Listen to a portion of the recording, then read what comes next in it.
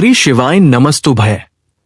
दोस्तों, जैसा कि आप सभी लोग जानते हैं कि 12 फरवरी 2026 यानी गुरुवार को पड़ रही है फाल्गुन मास की कृष्ण पक्ष दशमी तिथि। और दोस्तों, ये वो तिथि है जो फाल्गुन मास में पड़ने वाली सबसे बड़ी तिथि है, क्योंकि ये गुरुवार के दिन पड़ रही है और इसका बहुत ही बड़ा और विशेष महत्व होता है।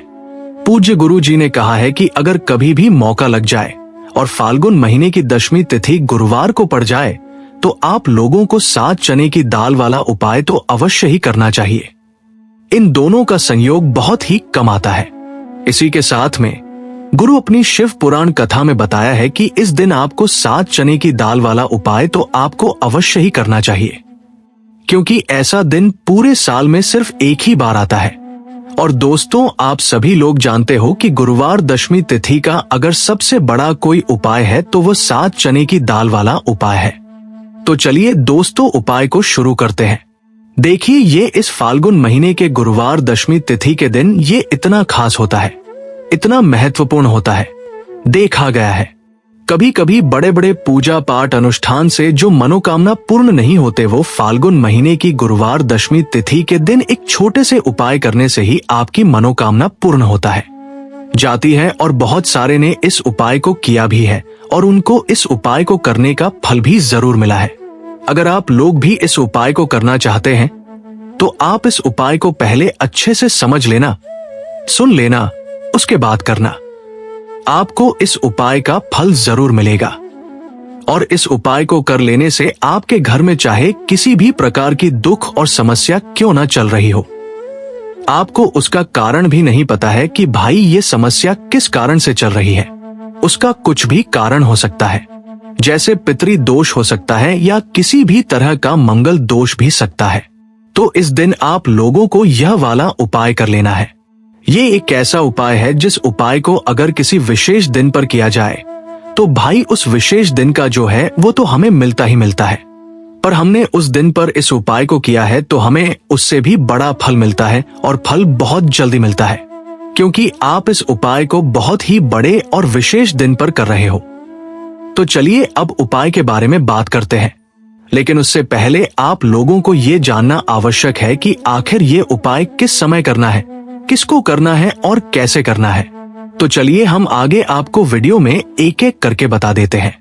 लेकिन उससे पहले अगर आप लोग हमारे चैनल पर पहली बार आए हैं या फिर मेरी आवाज आज पहली बार सुन रहे हैं तो हमारे चैनल को सब्सक्राइब जरूर कर लेना और इस वीडियो को लाइक करके कमेंट बॉक्स में श्री शिवाय नमस्तुभ्य ओम नमः शिवाय जरूर टाइप कर देना।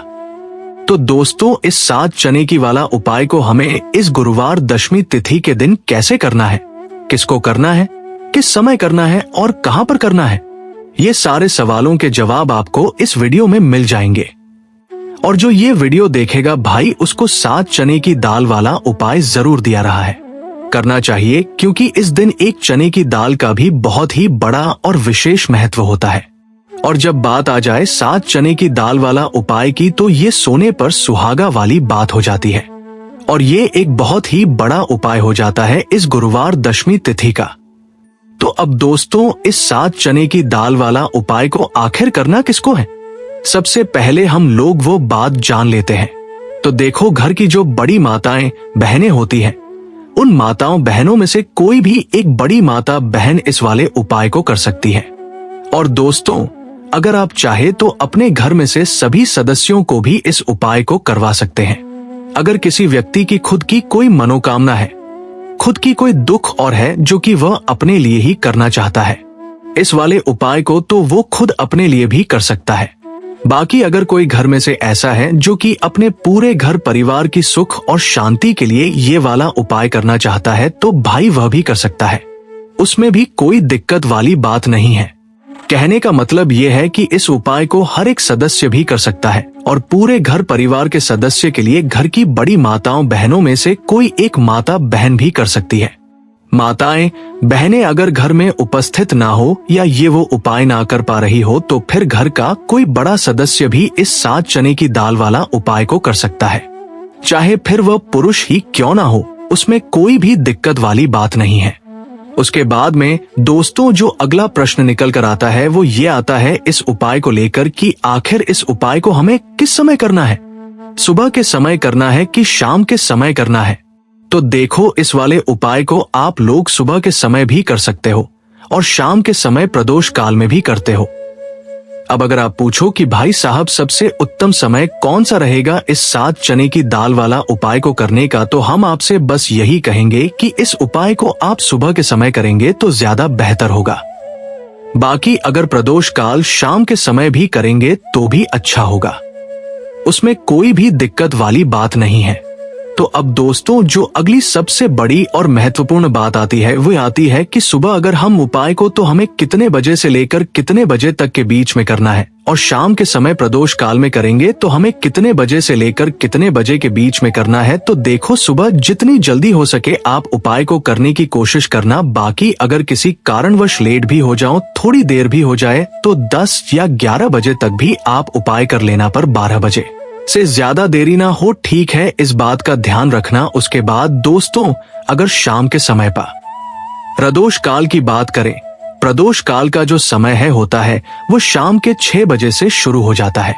मतलब शाम के 6 बजे से लेकर 7 बजे के बीच का जो समय होता है ये समय प्रदोष काल का समय होता है। तो आप इस उपाय को 7 या 8 बजे के बीच में भी कर सकते हो।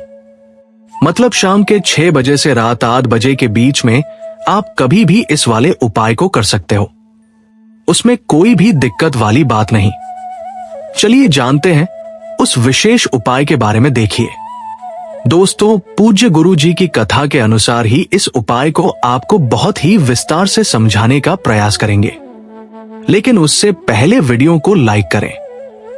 देखिए, इस वीडियो में हम पूज्य गुरु जी द्वारा बताए गए 3 सबसे अचूक उपायों के बारे में जानेंगे जो आपको सिर्फ और सिर्फ गुरुवार की सप्तमी की तिथि पर ही करने हैं। पूज्य गुरु जी ने बताया है कि जो भी व्यक्ति इन उपायों को कर लेता है उसके जीवन से समस्त परेशानियां दूर हो जाती है। तो चलिए जानते हैं गुरु जी द्वारा बताए गए पहले खास उपाय के बारे में। देखिए तो देखो, इस वाले उपाय को आप लोग सुबह के समय भी कर सकते हो और शाम के समय प्रदोष काल में भी करते हो। अब अगर आप पूछो कि भाई साहब सबसे उत्तम समय कौन सा रहेगा इस 7 चने की दाल वाला उपाय को करने का, तो हम आपसे बस यही कहेंगे कि इस उपाय को आप सुबह के समय करेंगे तो ज्यादा बेहतर होगा। बाकी अगर प्रदोष काल शाम के समय भी करेंगे तो भी अच्छा होगा, उसमें कोई भी दिक्कत वाली बात नहीं है। तो अब दोस्तों जो अगली सबसे बड़ी और महत्वपूर्ण बात आती है वो आती है कि सुबह अगर हम उपाय को तो हमें कितने बजे से लेकर कितने बजे तक के बीच में करना है, और शाम के समय प्रदोष काल में करेंगे तो हमें कितने बजे से लेकर कितने बजे के बीच में करना है। तो देखो, सुबह जितनी जल्दी हो सके आप उपाय को करने की कोशिश करना। बाकी अगर किसी कारणवश लेट भी हो जाओ, थोड़ी देर भी हो जाए, तो 10 या 11 बजे तक भी आप उपाय कर लेना, पर 12 बजे से ज्यादा देरी ना हो, ठीक है, इस बात का ध्यान रखना। उसके बाद दोस्तों अगर शाम के समय पर प्रदोष काल की बात करें, प्रदोष काल का जो समय है होता है वो शाम के 6 बजे से शुरू हो जाता है। मतलब शाम के 6 बजे से लेकर 7 बजे के बीच का जो समय होता है ये समय प्रदोष काल का समय होता है। तो आप इस उपाय को 7 या 8 बजे के बीच में भी कर सकते हो। मतलब शाम के 6 बजे से रात 8 बजे के बीच में आप कभी भी इस वाले उपाय को कर सकते हो, उसमें कोई भी दिक्कत वाली बात नहीं। चलिए जानते हैं उस विशेष उपाय के बारे में। देखिए दोस्तों, पूज्य गुरु जी की कथा के अनुसार ही इस उपाय को आपको बहुत ही विस्तार से समझाने का प्रयास करेंगे, लेकिन उससे पहले वीडियो को लाइक करें।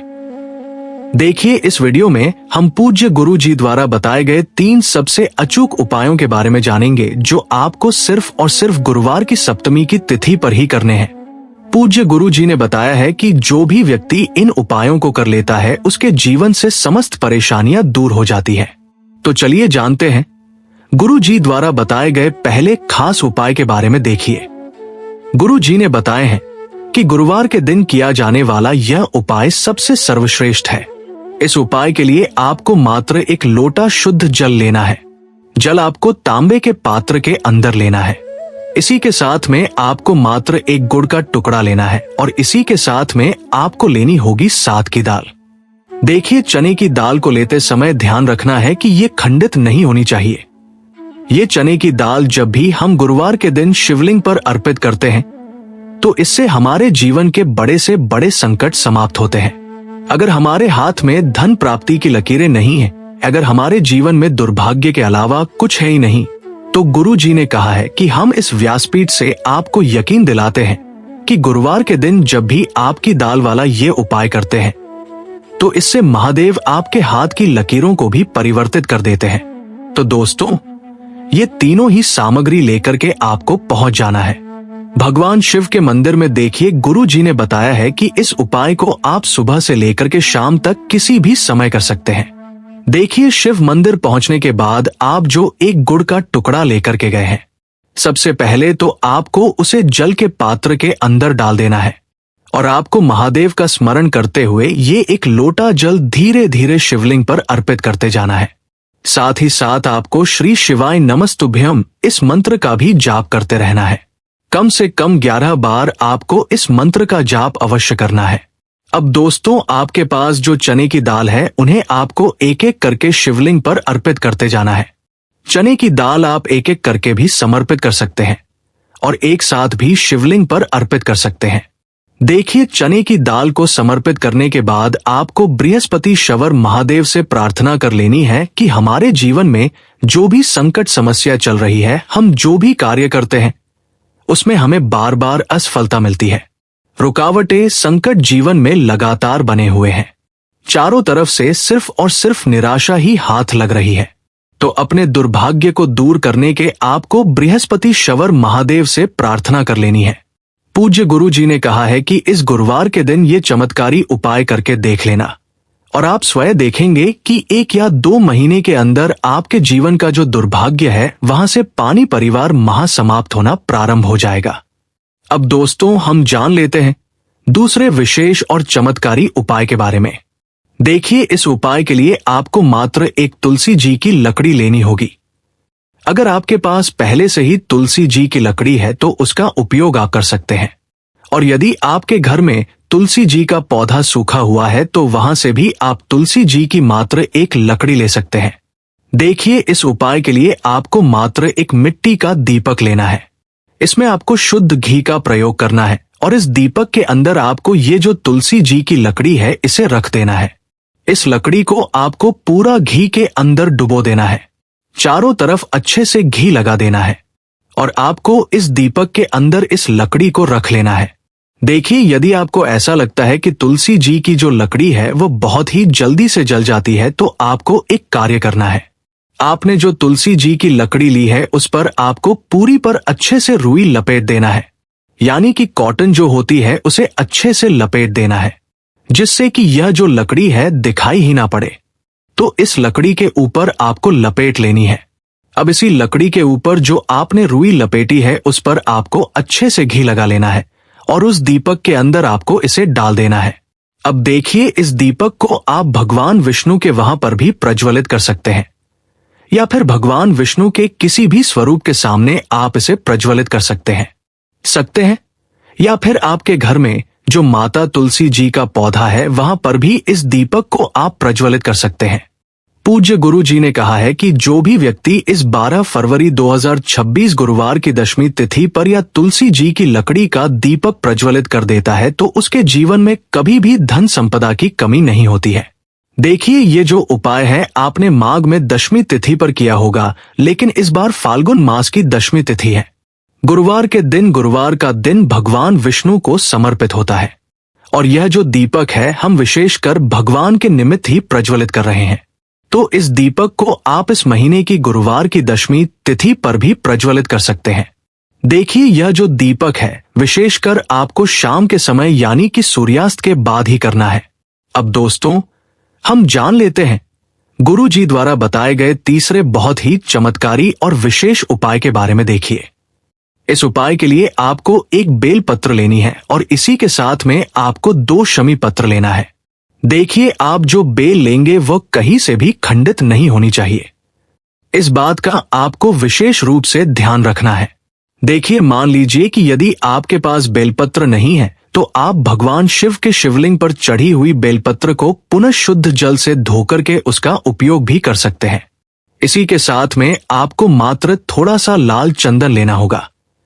देखिए, सभी सामग्री लेकर के अब आपको पहुंच जाना होगा भगवान शिव के मंदिर में। देखिए, भगवान शिव के मंदिर में पहुंचने के बाद आपके पास जो एक बेलपत्र है उसकी चिकनी साइड में आपको देखिए, आप सभी को पता है कि बेलपत्र में 3 पत्तियां होती हैं।